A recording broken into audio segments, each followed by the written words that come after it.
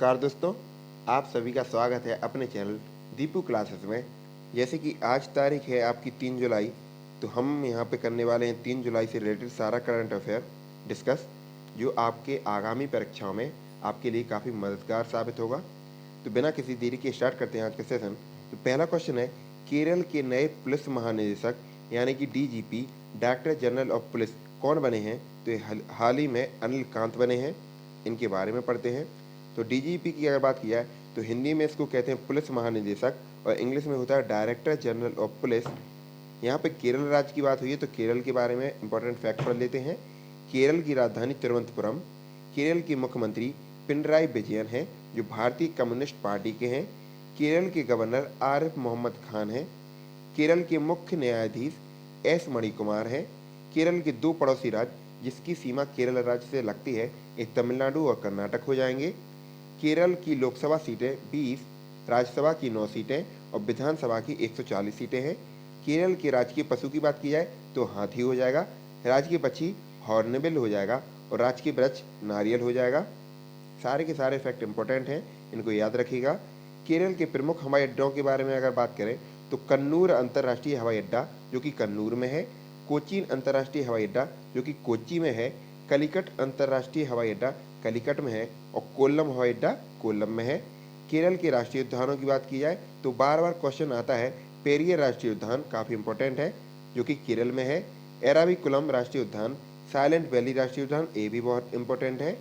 अनामुडी सोला राष्ट्रीय उद्यान, मठिकेटन 16 राष्ट्रीय उद्यान और पंपादूम 16 राष्ट्रीय उद्यान, ये सारे के सारे राष्ट्रीय उद्यान कहाँ के हैं?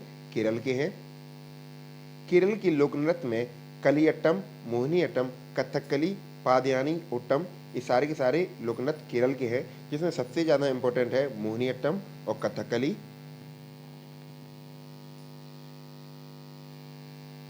बढ़ते हैं अगले क्वेश्चन की ओर। देश का पहला एक्वेटिक किंगडम किस शहर के रेलवे स्टेशन पर खोला गया? तो एक्वेटिक किंगडम की अगर बात की जाए तो ये बेंगलुरु में खोला गया। इसके बारे में पढ़ते हैं कि क्या होता है।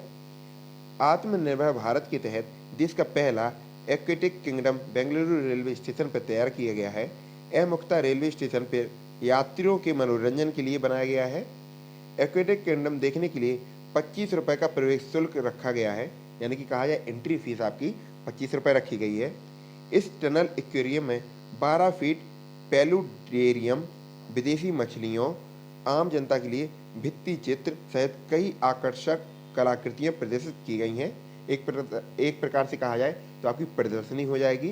बेंगलुरु कर्नाटक राज्य में स्थित है। तो यहाँ पे टॉप 5 भारत के बारे में बात कर लेते हैं। तो भारत का पहला high speed commercial delivery e scooter जिसका नाम है हरमन 75 को किसने लॉन्च किया है? तो कबीरा मोबिलिटी ने इसको लॉन्च किया है। भारत का पहला वर्टिकल फॉरेस्ट टावर जिसका नाम है मोआना फॉरेस्टा कहाँ पे है? बेंगलुरु में है। भारत की पहली इलेक्ट्रिक वाहन लिथियम बैटरी संयंत्र को किस राज्य में स्थापित किया गया? तो कर्नाटक में। भारत का पहला 14 लेन वाला एक्सप्रेस वे कौन सा बन गया है? तो यह हो जाएगा दिल्ली मेरठ एक्सप्रेस वे। देश का पहला कृषि आधारित सोलर पावर प्लांट किस राज्य में स्थापित किया गया? तो ये राजस्थान में स्थापित किया गया है। बढ़ते हैं अगले क्वेश्चन की ओर। 1 जुलाई 2021 को भारतीय स्टेट बैंक का कौन सा स्थापना दिवस है? तो ये 66वां स्थापना दिवस हो जाएगा। तो यहाँ पे स्टेट बैंक के इंपॉर्टेंट फैक्ट पढ़ लेते हैं। तो देश का सबसे पुराना वाणिज्यिक बैंक भारतीय state bank of India SBI 1 जुलाई को अपना 66वां वर्ष मना रहा है। एसबीआई 1806 में इंपीरियल बैंक ऑफ इंडिया के माध्यम से स्थापित बैंक ऑफ कलकत्ता से बना है। तो सबसे पहले भारत का बैंक स्थापित हुआ था बैंक ऑफ कलकत्ता। बाद में 1806 में इसका नाम हो गया इंपीरियल बैंक ऑफ इंडिया और बाद में इसको भारतीय स्टेट बैंक के नाम से संबोधित किया जाने लगा। बैंक ऑफ मद्रास को अन्य दो प्रेडेंशियल बैंक, बैंक ऑफ कोलकाता और बैंक ऑफ बॉम्बे का मिलाकर इंपीरियल बैंक ऑफ इंडिया बनाया गया, जो बाद में 1955 में क्या बन गया? भारतीय स्टेट बैंक बन गया। अब यहाँ पे एसबीआई के बारे में बात करते हैं। तो इसका फुल फॉर्म है state bank of India, Hindi में भारतीय स्टेट बैंक। स्थापना 1 जुलाई 1955 में हुई। मुख्यालय मुंबई में। अध्यक्ष दिनेश कुमार खारा। पुराना नाम हो जाएगा imperial bank of India. Tagline क्या हो जाएगी, जैसे कि हर बैंक के नीचे टैगलाइन लगी रहती है, तो the banker to every Indian, ये भी याद रखिएगा, काफ़ी इंपॉर्टेंट है। बढ़ते हैं अगले क्वेश्चन की ओर। ऑल इंडिया रेडियो AIR के नए महानिदेशक DG कौन बने हैं, तो बने हैं एन वेणुधर रेड्डी। इसके बारे में पढ़ते हैं।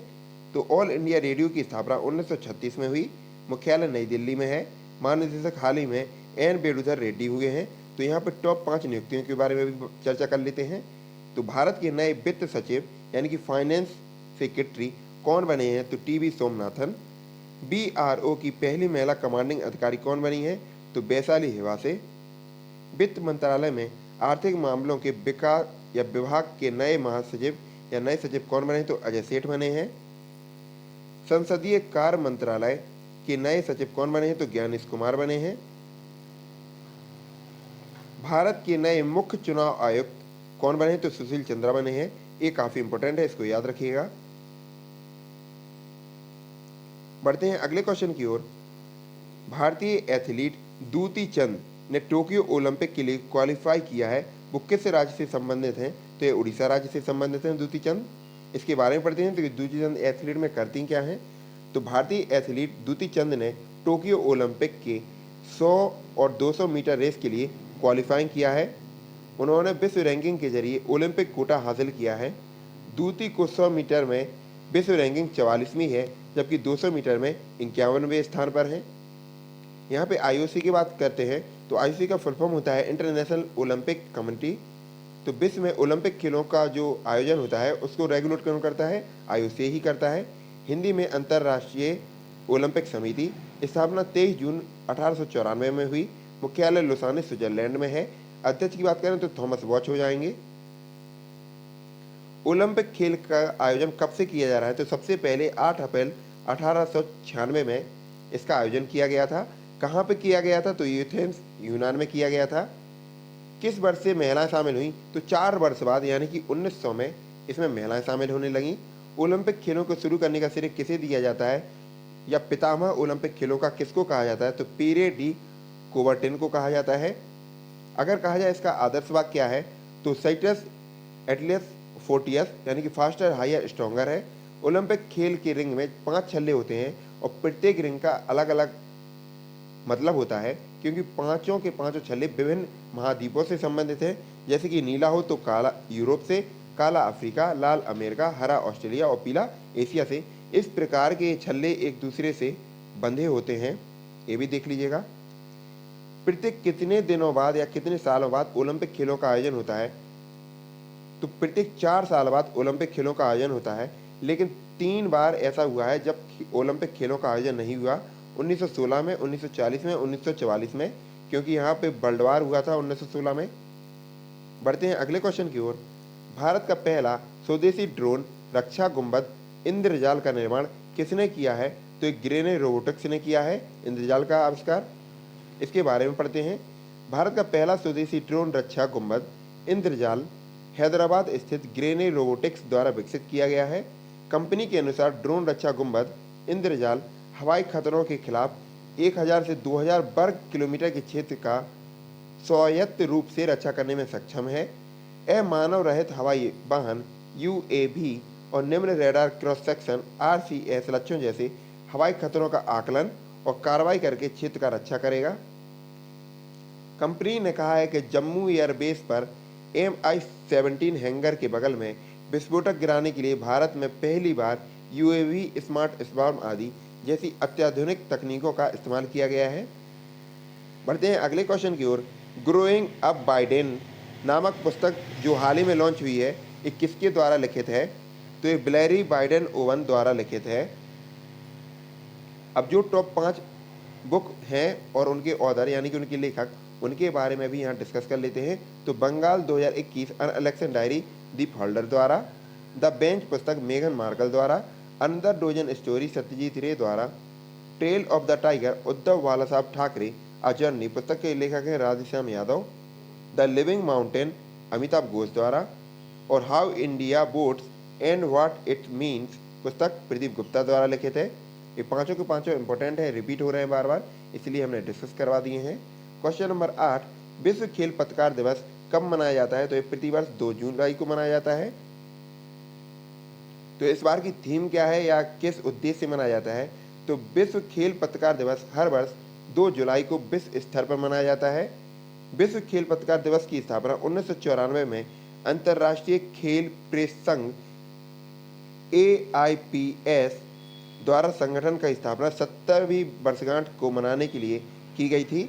इस दिन को मनाने का मुख्य उद्देश्य खेल पत्रकारों के काम को सम्मान और उन्हें अपने काम में बेहतर करने के लिए और प्रोत्साहित करना है। पिछले करंट अफेयर का अगर रिवीजन किया जाए तो वैश्विक मातृत्व दिवस प्रतिवर्ष 1 जून को मनाया जाता है। तेलंगाना स्थापना दिवस 2 जून को, विश्व साइकिल दिवस 3 जून को, विश्व पर्यावरण दिवस 5 जून को। इस बार की थीम हो जाएगी पारिस्थितिकी तंत्र की बहाली। और संयुक्त राष्ट्र रूसी भाषा दिवस प्रतिवर्ष 6 जून को मनाया जाता है। बढ़ते हैं अगले क्वेश्चन की ओर। आज का सेकंड लास्ट क्वेश्चन, किस राज्य की सरकार ने सॉल्ट SALT कार्यक्रम की शुरुआत की है? तो ये आंध्र प्रदेश की सरकार ने किया है। इसके बारे में पढ़ते हैं कि इसका उद्देश्य क्या है और क्या ये प्रोग्राम है। तो सॉल्ट का फुल फॉर्म अगर कहा जाए तो supporting Andhra's learning transformation. Andhra Pradesh ने सरकारी स्कूलों में मूलभूत शिक्षा को बदलने के लिए एक सपोर्टिंग आंध्र लर्निंग ट्रांसफॉर्मेशन कार्यक्रम की शुरुआत की है, जिसके लिए विश्व बैंक ने इसको $250 मिलियन का ऋण तक देने की मंजूरी दे दी है। इस कार्यक्रम का मुख्य उद्देश्य फाउंडेशन स्कूलों को मजबूत करना है और शिक्षकों को प्रशिक्षण और कौशल विकास प्रदान करना है। आंध्र प्रदेश की यहाँ पर चर्चा हुई है, तो आंध्र प्रदेश राज्य के बारे में विस्तृत जानकारी समझ लेते हैं। तो आंध्र प्रदेश राज्य की स्थापना 1 नवंबर 1956 में हुई। राजधानी अमरावती, विशाखापट्टनम और कर्नूल है, तीनों अलग अलग हैं। ग्रीष्मकालीन, शीतकालीन। आंध्र प्रदेश के मुख्यमंत्री की बात की जाए तो YS जगनमोहन रेड्डी, जो YSR कांग्रेस पार्टी से हैं। गवर्नर के बारे में बात करें तो विश्वभूषण हरिचंदन। मुख्य न्यायाधीश अरुण कुमार गोस्वामी। आंध्र प्रदेश में लोकसभा की 25 सीटें, राज्यसभा की 11 और विधानसभा की 175 सीटें हैं। आंध्र प्रदेश के 5 पड़ोसी राज्य हैं जिसकी सीमा आंध्र प्रदेश से लगती है: उड़ीसा, छत्तीसगढ़, कर्नाटक, तमिलनाडु और तेलंगाना। 1 अक्टूबर 1953 को आंध्र प्रदेश भाषा के आधार पर गठित होने वाला पहला राज्य बना था, जिसका श्री पोटी रामुल्लू को जाता है, जिन्होंने अनशन किया था और 53 दिन बाद ये मर गए थे। आंध्र प्रदेश के श्रीहरिकोटा में सतीश धवन स्पेस सेंटर है। कोलरू झील और पुलिकट झील आंध्र प्रदेश की प्रमुख झीलें हैं। नागार्जुन सागर बांध, जो कि कृष्णा नदी पर स्थित है, यह भी आंध्र प्रदेश में है। नागार्जुन सागर टाइगर रिजर्व, यह भी आंध्र प्रदेश में है। किस राज्य की समुद्री सीमा तट रेखा दूसरी सबसे लंबी है? तो पहली हो जाएगी गुजरात की और दूसरी हो जाएगी आंध्र प्रदेश की। आंध्र प्रदेश के मंदिरों के बारे में बात करें तो तिरुपति बालाजी मंदिर, जो कि चित्तौड़ में काफ़ी प्रसिद्ध है, और वेंकटेश्वर मंदिर, जो कि तिरुमला में है, ये भी प्रसिद्ध है।